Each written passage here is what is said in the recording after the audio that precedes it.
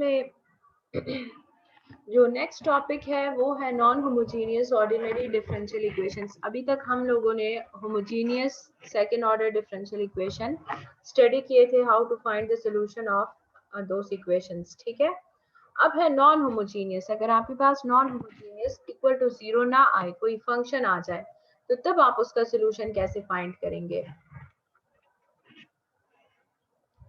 यहाँ पे देखिए, सबसे पहले जो नॉन होमोजीनियस डिफरेंशियल इक्वेशंस है उन्हें इन्होंने सॉल्व किया है बाय मेथड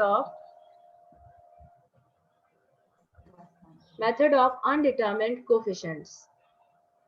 ठीक है, तो मेथड ऑफ अनडिटरमिन्ड कोफिशिएंट्स जो है वो आपके पास जो मेथड है उससे हमने कैसे फाइंड करना है। We know that the differential equation जो नॉन होमोजीनियस है वो इस तरह है, equal to r of x some function of x zero के अलावा। ठीक है, we shall see that a general solution of one is the sum of a general solution of corresponding homogeneous differential equation.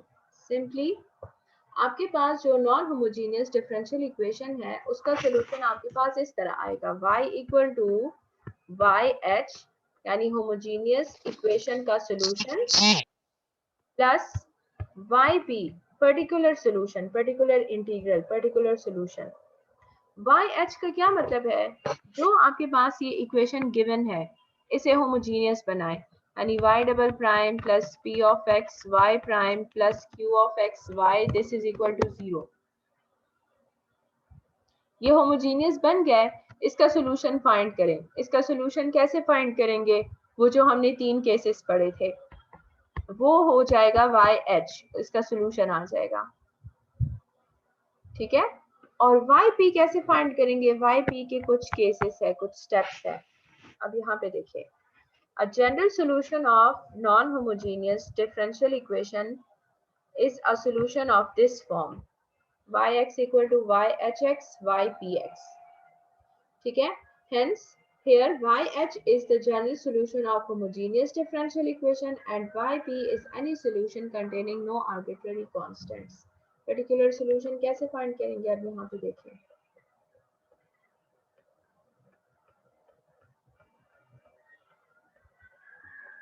Method of undetermined coefficients। ठीक है, y double prime plus a y prime plus b y this is equal to r of x. Just p of x और q of x की जगह पे a b use हुआ है coefficients.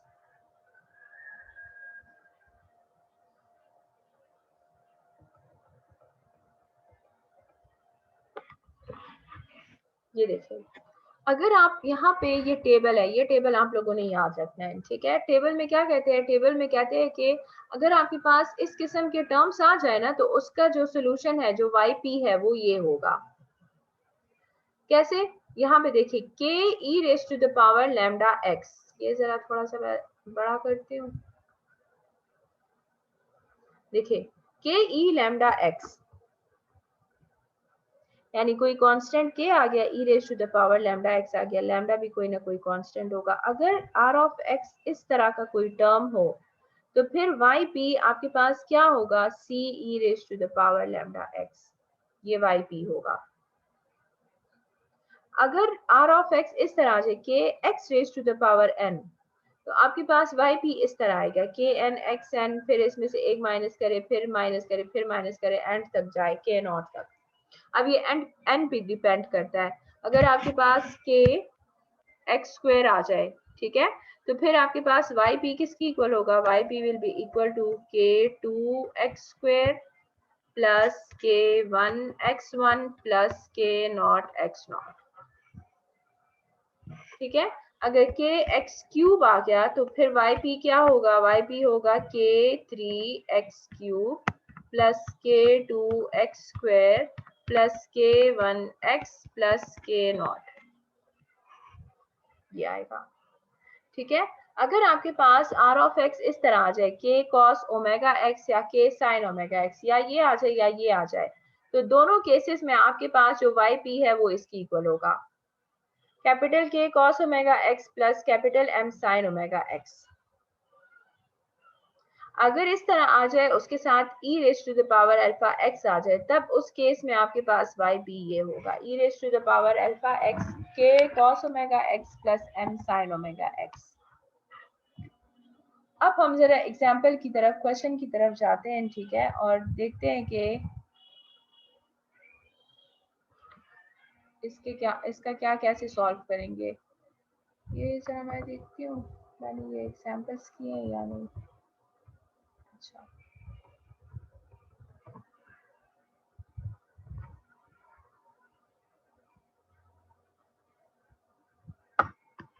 पहले जरा ऐसा करते हैं कि एग्जाम्पल्स की तरफ नहीं जाते, क्योंकि एग्जाम्पल में डायरेक्ट हुए आप लोगों को समझ नहीं आएगी, ठीक है। पहले एक्सरसाइज की तरफ जाते हैं। यहाँ पे देखिए, this is the non homogeneous differential equation, ठीक है। उसका जनरल सोल्यूशन ये होगा, वाई एच जो है वो होमोजीनियस का सोल्यूशन और y p particular solution, which is decided by having a look at r of x, यानी आर ऑफ एक्स जैसे होगा उसी की तरह वाई पी हम डिसाइड करेंगे कि वाई पी कैसे है। अच्छा, अब देखिए क्वेश्चन की तरफ आए। ये क्वेश्चन नंबर 1 है। देखिए, y double prime plus 3y prime plus 2y equal to 0 नहीं है, 30e2x है। तो यहाँ पे आपने समझ जाना चाहिए this is a non homogeneous differential equation, ठीक है। अब इसका जनरल सोल्यूशन क्या होगा, y equal to y h plus y p. इसे इक्वेशन नंबर स्टार दे दें। अब सबसे पहले हम वाई एच फाइंड करेंगे। Y h means the homogeneous solution, ठीक है। तो इस इक्वेशन को होमोजीनियस कैसे बनाएंगे, y double prime plus 3y prime plus 2y this will be equal to 0। ये जरा गौर से सुने, इंपॉर्टेंट क्वेश्चंस है, ठीक है। होमोजीनियस कैसे बनेगा, जब ये इक्वल टू 0 हो जाएगा। इक्वल टू 0 हो गया। अब इसे तो आपको पता है कैसे सॉल्व करना है। इसका कैरेक्टरिस्टिक इक्वेशन बनाए, lambda square plus 3 lambda plus 2, इसके रूट्स फाइंड करें। रूट्स आते हैं एक -2 और एक -1, डिफरेंट है तो केस नंबर 1 है। तो वाई एच आ जाएगा c1e -2x c2e -1x। ये देखिए, ये वाई एच आ गया है, वाई एच हो गया है। अब वाई पी की तरफ जाते हैं। वाई पी हम कैसे डिसाइड करेंगे, 30e2x को देख के, ठीक है। अब यहाँ पे देखिए आपके पास जो है 30e2x है, और उधर टेबल में जाए, टेबल सामने रखते हैं। टेबल कहाँ गया, ये है टेबल। टेबल, अच्छा, क्वेश्चन में क्या था, 30e2x, यहाँ पे लिखे 30e2x। ये इनमें से किस से रिप्रेजेंट कर रहा है, देखिए ये फर्स्ट वाला केस है। ये 30k की जगह पे 30 है, e ये लैम्डा की जगह पे 2x है। तो yp इस केस में क्या होगा, yp ये होगा c e raise to the power lambda x, यानी c e raise to the power lambda की जगह पे 2x। इधर जाएं अब, ये देखें yp हो जाएगा c e raise to the power 2x। ये आपके पास yp आ गया है। अब कहते हैं कि जो पर्टिकुलर सोल्यूशन है उसमें कांस्टेंट्स नहीं होंगे, उसमें से वो कांस्टेंट्स आपने हटाने हैं, ठीक है। तो जो मेन, जो थोड़ा सा मुश्किल काम होता है वो इन कांस्टेंट्स को हटाना होता है। वो कैसे हटाएंगे, आपने जो आपके पास ओरिजिनल इक्वेशन है उसमें आप पुटिंग करेंगे। ओरिजिनल इक्वेशन आपके पास है y double prime plus 3y prime plus 2y this is equal to 30 e raise to the power 2x। इसमें देखिए y का डेरिवेटिव फर्स्ट डेरिवेटिव भी है, सेकंड डेरिवेटिव भी है। तो हम यहाँ पे जो yp है इसका फर्स्ट डेरिवेटिव लेते हैं, ये बन जाएगा c, ठीक है। e2x से आ जाएगा e2x, और 2x का दोबारा डेरिवेटिव ले विच इज 2। ये पहला डेरिवेटिव आ गया। अब सेकंड डेरिवेटिव ले, तो this is equal to 2c constant है, बाहर आ जाएगा, और e2x का डेरिवेटिव e2x और 2x का दोबारा ले विच इज 2। तो ये क्या बनेगा, 4c e raise to the power 2x, ठीक है। अब put all these values in equation number 1। Equation number 1 में पुट करें। इक्वेशन नंबर 1 है y double prime which is 4c e2x plus 3 अपनी जगह पे, y प्राइम की जगह पे ये आ जाएगा 2c e2x प्लस 2 अपनी जगह पे, y की जगह पे ये आ जाएगा c e2x। This is equal to 30 e2x। अब इसे सॉल्व करें, ये 3 इंटू टू सी 6 आ जाएगा, 2c दिस आ जाएगा, इन्हें सॉल्व करें 12c, c की वैल्यू क्या आती है, c की वैल्यू आती है 2.5, उसमें पुटिंग करें, ये आ जाएगा yp 2.5 e2x। अब yh yp की पुटिंग करें, इक्वेशन नंबर जो सोल्यूशन था yh ये आ गया है और yp आपके पास ये आ गया है, तो ये आपके पास सोल्यूशन आ गया है नॉन होमोजीनियस डिफरेंशियल इक्वेशन का। This is the required general solution. ठीक है, तो सबसे पहला फर्स्ट स्टेप आपका क्या होगा, फर्स्ट स्टेप आपका होगा yh फाइंड करना, वो उसी मेथड से होगा जो हमने फर्स्ट एक्सरसाइज में सारे मेथड्स किए थे। सेकेंड ऑर्डर डिफरेंशियल इक्वेशन को के रूट्स फाइंड करें, उनका सोल्यूशन लिखें, yp टेबल को देख के yp डिसाइड करें, उसमें जितने भी yp तो आ गए आपके पास दिस ce2x, लेकिन हमने ये c जितने भी कांस्टेंट्स होंगे ना वो फाइंड करने होंगे, और इसमें ये कांस्टेंट c एक कांस्टेंट है। इसे कैसे कांस्टेंट्स को फाइंड करना, सारे क्वेश्चंस में यही मेथड है कि ओरिजिनल इक्वेशन में पुटिंग करनी होगी। तो ओरिजिनल इक्वेशन में डेरिवेटिव्स चाहिए, तो हम पहले डेरिवेटिव्स फाइंड करते हैं, फिर उन डेरिवेटिव्स को उसमें पुटिंग करते हैं उस इक्वेशन में, फिर वहां से हम उस कांस्टेंट की वैल्यू फाइंड करते हैं, वो कांस्टेंट की वैल्यू फाइंड करके हम उसमें पुट करते हैं yp में, और फिर हमारे पास जो ओरिजिनल सोल्यूशन है वो ये आ जाएगा। ये 3 स्टेप्स हैं। ठीक है, अब दूसरे क्वेश्चन की तरफ आए, y double prime plus 4y prime plus 3.75y, इसका होमोजीनियस हो जाएगा इक्वल टू 0। तो ये आसान है, ये मैं नहीं करवा रही, खुद देख लें। ठीक है, ये देखे लैम्डा की वैल्यूज डिफरेंट आई है, तो यही फर्स्ट वाला केस हो जाएगा, ये आपके पास yh आ गया है। अब yp देखिए 109 cos 5x, टेबल की तरफ जाए, 109 cos 5x, अब यहाँ पे देखें, ये देखें ये है, k की जगह पे क्या है 109 और ये cos हो गया, और ओमेगा की जगह पे 5 है और ये x, ये वाला केस है। तो कहते हैं कि जब ये केस होगा तो आपके पास yp ये होगा, तो yp इस केस में क्या हो जाएगा, कैपिटल K, ठीक है, cos ओमेगा किसकी इक्वल था 5, तो यहाँ पे 5x plus capital M sin 5x, ये आपके पास yp है। अब इसमें हम k और m फाइंड करेंगे, तो देखिए yp k cos 5x m sin 5x। ठीक है, अब finding the values of k and m the constants.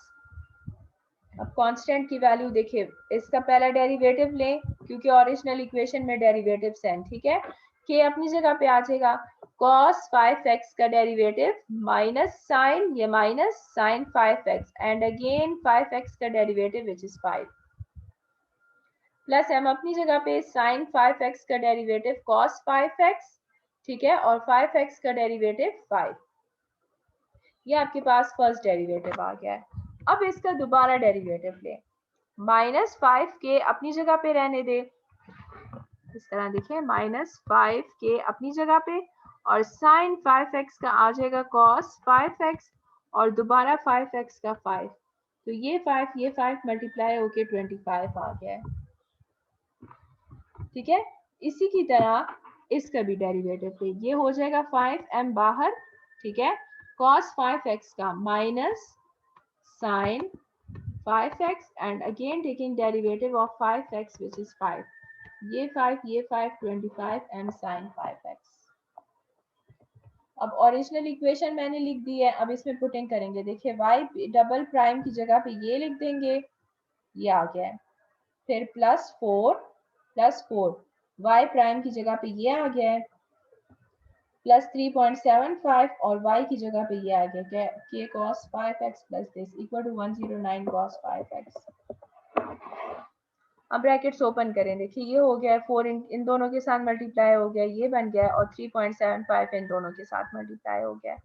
अब देखिए जो कॉमन है उन्हें ऐड और सब्ट्रैक्ट करें, एक तो ये है cos 5x, k cos 5x, और एक ये है k cos 5x, इन दोनों को माइनस करें, आपके पास ये आ गया है। ठीक है। फिर m sin 5x और m sin 5x इन दोनों को करें, ये आ गया है 20k sin 5x, ये कहीं पे भी नहीं है, दूसरा k sin 5x नहीं है, ठीक है। तो ये इसी की तरह आ जाएगा। और 20m cos 5x भी नहीं है, ये भी हम इसी तरह लिख देंगे। This is equal to 109 cos 5x। अब देखिए ये और मजीद सॉल्व नहीं हो रहा। अब यहाँ से हम क्या करेंगे, हम जो आपके पास cos 5x और sin 5x के कोफिशिएंट्स हैं उन्हें कंपेयर करेंगे। देखिए cos 5x एक ये आ गया है, ठीक है, और cos 5x से एक ये आ गया है 20m, cos 5x कॉमन ले लिया है और इन दोनों में से sin 5x कॉमन ले लिया है, and which is equal to this the same term. अब comparing the coefficient terms, ठीक है, cos 5x दोनों को इक्वल की तरफ देखिए, ये इस साइड पे ये है, इस साइड पे ये है, तो यहाँ पे आ जाएगा this इक्वल टू 109। देखिए मैम बस इतना काफी है, नमाज का टाइम है मैम। जिसने जाना है वो जा सकते हैं, ठीक है, अटेंडेंस का इशू नहीं है। दिस इक्वल टू 109 और sin 5x का जो कोफिशिएंट है वो है दिस इक्वल टू, यहाँ पे कहीं पे आपको sin 5x नजर आ रहा है, कुछ भी नहीं है, तो इसका मतलब है यहाँ पे 0 है, तो ये आ जाएगा 0। अब आप देखिए के m equal to this and m के इक्वल टू दिस, ये दोनों जो है वो इक्वेशंस बन गए हैं, साइमल्टेनियस इक्वेशंस। अब इन दोनों को सॉल्व करें।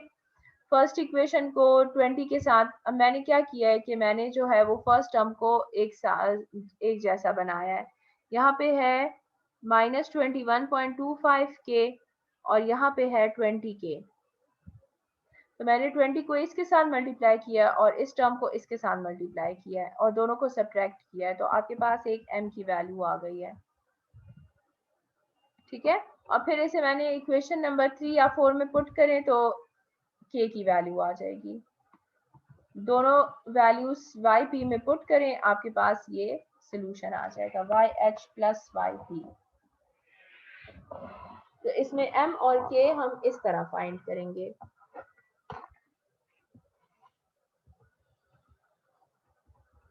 ठीक है, क्वेश्चन नंबर 3 देखें। क्वेश्चन नंबर 3 देखें, होमोजीनियस तो आसान है, वो आप कर लेंगे। यहाँ पे देखें, यहाँ पे दो टर्म्स है, एक 19.2 e4x है और एक 60 ex है। इट मीन्स कि आपके पास यहाँ पे जो yp है, yp वो दो पार्ट्स में आएंगे, yp इक्वल टू yp1, यानी इसके लिए अलग yp बनाएंगे और इसके अलग yp बनाएंगे, ठीक है। तो यहाँ पे देखें yp this is equal to yp1 plus yp2। तो yp1 यानी पहला वाला जो टर्म है वो चेक करें टेबल में, वो कैसे बनता है। 19.2 e raise to the power, first case बन रहा है c e raise to the power 4x, c e raise to the power 4x, ठीक है। अब यहाँ पे ये ख्याल रखना है आपने कि हमारे पास जो है yp में जितने भी टर्म्स आएंगे वो yh में नहीं आने चाहिए, अगर उसमें आएंगे तो हम उसे थोड़ा सा मॉडिफाई करेंगे। अब यहाँ पे देखें आपके पास e raise to the power 4x इसमें भी है और इसमें भी आ गया, इट मीन्स कि हम इसे मॉडिफाई करेंगे। इस रूल को हम कहते हैं मॉडिफिकेशन रूल। हम फिर क्या करेंगे, हम इसके साथ x मल्टीप्लाई करेंगे। तो हमने yp1 के साथ क्या किया है, x को मल्टीप्लाई किया ताकि ये दोनों थोड़ा सा डिफरेंट हो जाए। तो अब ये e4x है, ये x e4x आ गया, तो ये yp1 ये आ गया। अब इसमें पहले c की वैल्यू फाइंड करें, ठीक है, फिर yp2 की तरफ जाएंगे। तो yp1 में c की वैल्यू कैसे फाइंड करेंगे, पहला डेरिवेटिव लें। अब ये दोबारा मैं नहीं बताऊंगी, बस डेरिवेटिव आसान है, x e4x, ये बाय प्रोडक्ट रूल है, x को छोड़ दे e4x का डेरिवेटिव ले, e4x को छोड़ दे x का डेरिवेटिव ले। एक दफा डेरिवेटिव लिया, सेकंड दफा डेरिवेटिव लिया, इक्वेशन में पुट करें। इक्वेशन नंबर 1 में जिसके लिए आप कर रहे हैं ना, सिर्फ वो yp लेंगे, वो दूसरा नहीं लेंगे। देखिए वो दूसरा मैंने यहाँ पे नहीं लिया, ये वाला ये वाला 60EX, क्योंकि ये तो अभी हम नहीं कर रहे, हम तो इसके लिए कर रहे हैं ना, ठीक है। तो 19.2 E4X, इसमें वैल्यूज पुट करें, C की वैल्यू ये आ गई है, तो YP1 ये बन गया है, ठीक है। अब YP2 की तरफ जाते हैं। YP2 में हम कैसे डिसाइड करेंगे कि YP2 ये अगेन जो है वो फर्स्ट केस है, 60EX यानी C e raise to the power x, ठीक है। अब ये C और ये C, इन दोनों को डिफरेंट लाने के लिए मैंने इसे C स्टार का नाम दे दिया, आप C1 C2 का नाम भी दे सकते हैं, ठीक है। देखिए C स्टार EX।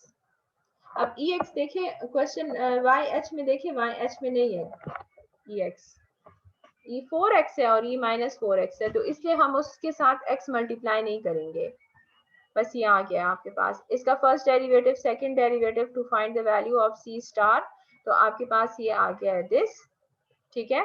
अब वो पहला वाला नहीं लिखेंगे, ये दूसरा वाला लिखेंगे। इसमें C प्राइम की वैल्यू आ गई है -4, आपके पास इक्वेशन नंबर 4 बन जाएगा -4EX। फिर चारों को जो है वो ऐड करें और आपके पास ये जनरल सोल्यूशन बन गया है, ठीक है। तो ये था आपके पास नॉन होमोजीनियस डिफरेंशियल इक्वेशन को हम कैसे सॉल्व करेंगे, और उसके साथ जो है हमने उनकी कांस्टेंट्स कैसे फाइंड करेंगे। और यहाँ पे जरा एग्जांपल्स की तरफ आए। एग्जांपल नंबर 1 है solve the initial value problem. तो यहाँ पे ये इनिशियल कंडीशंस जो गिवन है ना, ये किसके लिए गिवन है, ये जो हम ये YH फाइंड करते हैं ना, YH में जो हमारे पास ये जो A और B आता है, ये इन कांस्टेंट्स को फाइंड करने के लिए ये इनिशियल कंडीशंस है, तो ये वाला ना करें, ठीक है, ये काफी लेंथी हो जाएगा। तो आप ऐसा करें कि सिर्फ आपने ये वाले प्रॉब्लम्स ये जरा करें, सॉल्व करें एग्जांपल्स, क्योंकि इसमें डिफरेंट आ रहे हैं। देखिए ये x² है, ये कौन सा केस आ रहा है, ये वाला केस आ रहा है, ठीक है।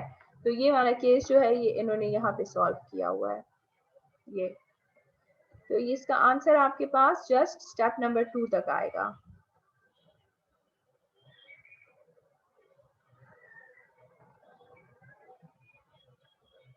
ये स्टेप नंबर 2, बस यहाँ तक आंसर आ गया है, ठीक है। फिर हमारे पास एग्जांपल नंबर 2 जो है, ये तो फर्स्ट केस है, ये हो जाएगा सॉल्व, ठीक है। ये फर्स्ट केस है, इसका भी स्टेप नंबर 2 तक करें, इनिशियल कंडीशंस पुट ना करें बस। और एग्जांपल नंबर 3 जो है, अब यहाँ पे देखें, इसमें YP जो है वो 3 होंगे, ये YP1 के लिए हो जाएगा फर्स्ट केस, ये YP2 हो जाएगा और ये YP3 हो जाएगा। तो ये क्वेश्चंस ट्राई करें, ठीक है। ये YP1 ये हो जाएगा, YP2 ये हो जाएगा, देखिए साइन और कॉस, और सिमिलरली YP3 भी ये हो जाएगा, साइन और कॉस।